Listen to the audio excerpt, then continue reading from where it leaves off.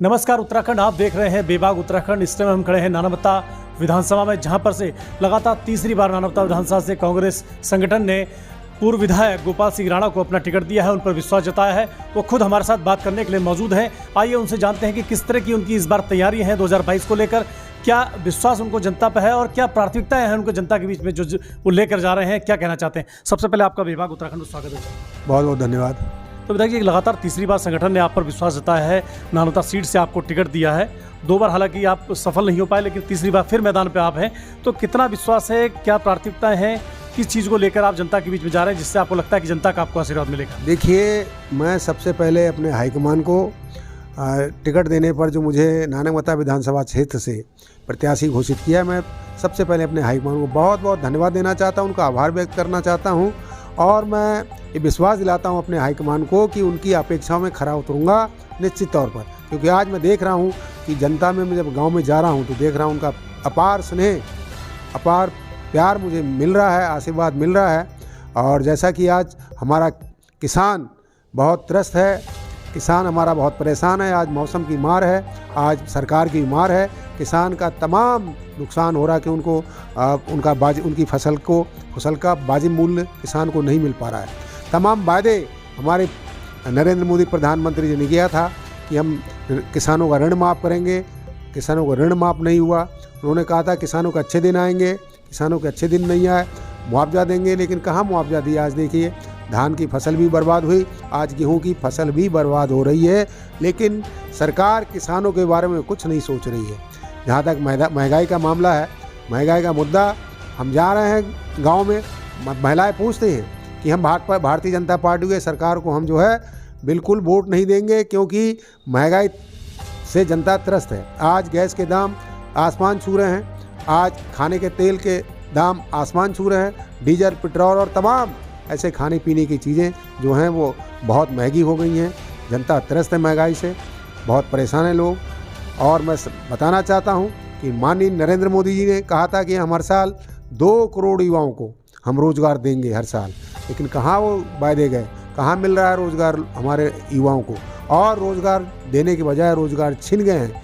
आज हमारे युवा बर्बाद हो चुके हैं, वो नशे की तरफ भाग रहे हैं क्योंकि बेरोज़गार हैं, उनके समझ में नहीं आ रहा है कि हम करें तो करें क्या। तो मैं बताना चाहता हूं कि आज मैं युवा हमारा बहुत परेशान, मैं युवाओं से, अपनी युवाओं से अपील भी करना चाहता हूं कि जिस सरकार ने, जिस भारतीय जनता पार्टी की सरकार ने, जिस प्रधानमंत्री ने आपको गलत बयानीबाज करके, आपको गुमराह करके आपके वोट लिए हैं, ऐसी सरकार को सबक सिखाने की ज़रूरत है। और मैं चाहता हूँ इस बार आप भाजपा को उखाड़ फेंकने का संकल्प लें और इस बार जो है कांग्रेस को जिताएं। तमाम ऐसे मुद्दे हैं, क्योंकि मैं उत्तराखंड आंदोलनकारी भी रहा हूँ, मैं जानता हूँ अपने भाइयों का दुख दर्द, मैं जानता हूँ कि किस तरह हमने उत्तराखंड की लड़ाई लड़ी है। मैं स्वयं एक वरिष्ठ, एक प्रमुख आंदोलनकारी हूँ, मेरे नेतृत्व में जुलूस निकला था, मुझे अच्छी तरह से पता है। और मैं आपको ये भी बताना चाहता हूँ कि आज अगर मुझे जनता का आशीर्वाद मिला, निश्चित तौर पर मिल रहा है, मैं जब विधायक बनूंगा तो निश्चित तौर पर जैसे मैंने खटीमा विधानसभा में काम किया था या विकास किया था, उसी तरह मैं चाहता हूं नानकमता में भी बढ़िया काम हो, विकास के काम हो। भारतीय जनता पार्टी कहती है कि हम विकास करेंगे, विकास हमारे, इस विकास का साथ सबका साथ। मैं पूछना चाहता हूं तमाम हमारे जो माननीय मुख्यमंत्री भी हैं, यहाँ के विधायक भी हैं नानकमता के, कितना विकास किया, उनके पास कोई उपलब्धि है नानकमता में? क्या हमारे माननीय विधायक जी ने कोई काम किया? उनकी कोई भी एक भी उपलब्धि हमको बता दे। लेकिन मैं चाहता हूँ आशीर्वाद मुझे मिलेगा तो निश्चित तौर पर मैं, जो हमारे सड़कें जीर्ण शीर्ण हैं उसमें हम काम करेंगे, सड़कों का निर्माण कराएंगे हम। वहाँ बिल्कुल मैं कहना चाहूँ, शिक्षा के क्षेत्र में नानकमता विधानसभा क्षेत्र बहुत पिछड़ा हुआ है। शिक्षा क्षेत्र में मात्र 1 इंटर कॉलेज या 2 इंटर कॉलेज वहाँ पर सरकारी हैं, बाकी कोई इंटर कॉलेज नहीं है। जैसे हमने खटीमा में बहुत सारे इंटर कॉलेज, डिग्री कॉलेज में सब्जेक्ट बढ़वाए, इसी तरह हम चाहते हैं नानकमता में भी बहुत सारे इंटर कॉलेज की स्थापना करा के वहाँ के बच्चों को, युवाओं को हम शिक्षित भी करना चाहते हैं।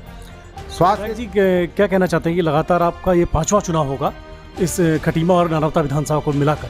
2 बार आप खटीमा से विधायक रहे हैं, 2002 और 2007 में आप लगातार यहाँ से जीते थे, लेकिन परिश्रम के चलते आपको नानावता विधानसभा सीट से चुनाव लड़ना पड़ा, लेकिन आप सफल नहीं हुए। तो इन 10 सालों में जो गैप रहा है, आपको क्या लगता है कि कितना विकास हुआ है, जो आप एक राजनीति के तौर पर, एक आंदोलनकारी के तौर पर देखते हैं, क्या बताना चाहते हैं?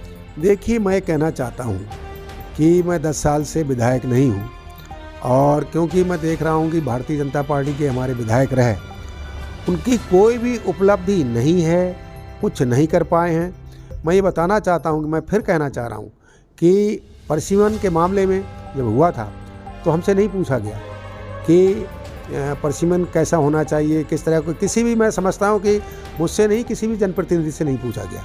और अफसरों ने, चुनाव आयोग ने अपने हिसाब से परसिमन बना दिया जो व्यवहारिक जो होना चाहिए था।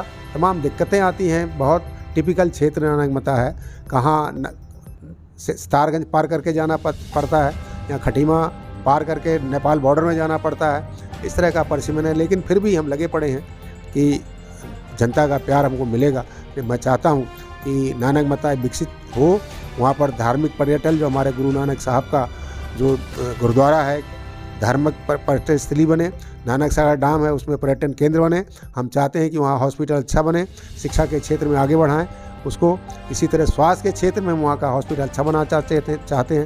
रोजगार के क्षेत्र में हम चाहते हैं कि वहाँ पर ITI, पॉलिटेक्निक और तमाम ऐसे संस्थान बनाएं जिससे कि हमारे बेरोजगार युवाओं को रोजगार मिले। हम चाहते हैं कि वहाँ खुशहाली मिले, हम चाहते हैं वहाँ पर अच्छा शिक्षा के केंद्र बने।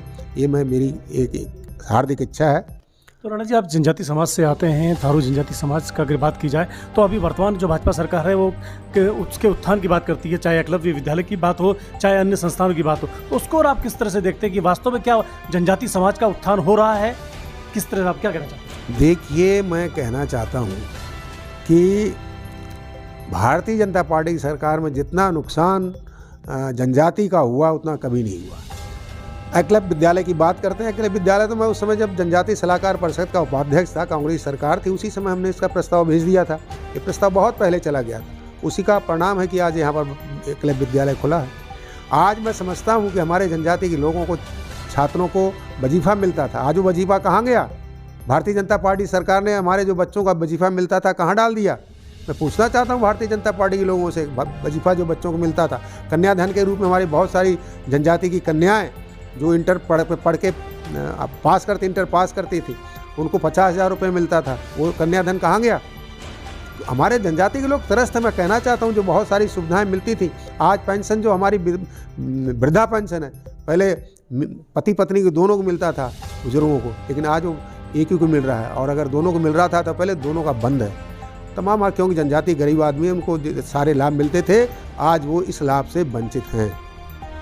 तो विधायक जी, क्या कहना चाहते हैं कि अभी चुनाव के मुहाने पर आप हैं, लगातार तीसरी बार जनता के बीच जा रहे हैं, तो आपको क्या लगता है कि क्या मजबूत पक्ष आपका है कि जनता इस बार आपको चुनेगी कि जो भाजपा के कार्यकाल में वो विकास नहीं हो पाए? आपको लगता है कि क्या मुद्दों को लेकर आप जा रहे हैं? क्या लगता है कि आप किस तरह से जनता को अट्रैक्ट करेंगे कि आपको एक प्रत्याशी के तौर पर आपको सफल बनाएगी नानकमता विधानसभा? देखिए, मैं फिर कह रहा हूँ कि मैं विकास के मुद्दे को लेकर के गया हूँ क्षेत्र में, कि विकास जैसे हमने खटीमा में किया है, हर क्षेत्र चौमुखी विकास हमने किया, उसी तरह नानकमता जो पिछड़ा क्षेत्र है, मैं समझता हूँ कि इन 10 सालों में नानकमता विधानसभा क्षेत्र बहुत पिछड़ चुका है। वहाँ रोडें बड़ी खस्ता हाल हैं, वहाँ स्कूल नहीं है, वहाँ चिकित्सालय ठीक का नहीं है, वहाँ और तम विद्युत के क्षेत्र में बहुत हालत ख़राब है। तो हम चाहते हैं कि वहाँ पर बढ़िया काम हो। तो मैं इन्हीं मुद्दों को लेके जा रहा हूँ कि वहाँ महंगाई से जो त्रस्त है जनता, वो हम बता रहे हैं लोगों को कि भाई अगर कांग्रेस सरकार आएगी तो निश्चित तौर पर कुछ ना कुछ होगा। इसी तरह जो बेरोजगारी है, बेरोजगारी मैंने कह दिया, मैंने कहा वहाँ हम पॉलिटेक्निक, ITI, इस तरह की संस्थान, हम महिला ITI की बात हमारे माननीय पूर्व मुख्यमंत्री हरीश रावत ने वादा किया था, लेकिन सरकार हमारी नहीं रही। हमारी सरकार बनती है तो निश्चित तौर पर हम नानकमता विधानसभा क्षेत्र में महिला ITI की स्थापना कराएंगे, ITI की, पॉलिटेक्निक की स्थापना कराएंगे, पर्यटन केंद्र बनाएंगे जिससे हमारे बेरोजगारों को रोजगार मिले। और बहुत सी सारी योजनाएं मेरे दिमाग में हैं कि जब मुझे आशीर्वाद मिलेगा तो निश्चित तौर पर मेरा जो अनुभव है, जो आज अपने पूरी ज़िंदगी में ND तिवारी मेरे गुरु रहे, पॉलिटिकल गुरु रहे, उनके आदर्शों पर चलते हुए हम तमाम और ऐसे विकास कार्य करेंगे जिससे नानकमता विधानसभा क्षेत्र का विकास होगा। तो माना जाए कि 2022 चुनाव में कांग्रेस प्रदेश के अगर परिप्रेक्ष्य में देखा जाए, प्रदेश के साथ साथ गोपाल सिंह राणा को भी इस बार आशीर्वाद मिलने जा रहा है? बिल्कुल, मैं कहना चाहता हूं कि जनता कांग्रेस की तरफ टकटकी लगाए बैठी है कि गोपाल आज हमारे विधायक बने और हमारा यहाँ क्षेत्र का कल्याण हो। जी बिल्कुल, ये थे नानकमता विधानसभा से लगातार तीसरी बार प्रत्याशी बनाए गए कांग्रेस से गोपाल सिंह राणा जी, जो कि पिछले 2 कार्यकाल खटीमा विधानसभा से विधायक रह चुके हैं और लगातार 5वां चुनाव इनका है। इस नानावता विधानसभा को मिलाकर ये 5वीं बार मैदान पर होंगे और उन्हें पूर्ण विश्वास है कि जिस विकास की सोच को लेकर ये विधानसभा की जनता के बीच में जा रहे हैं, उस विकास की सोच को जनता स्वीकार करेगी और इनको सफल बनाएगी। आज के लिए बस इतना ही। अगली बार के लिए फिर नई सक्सेस से हम मुलाकात करेंगे। अगर आप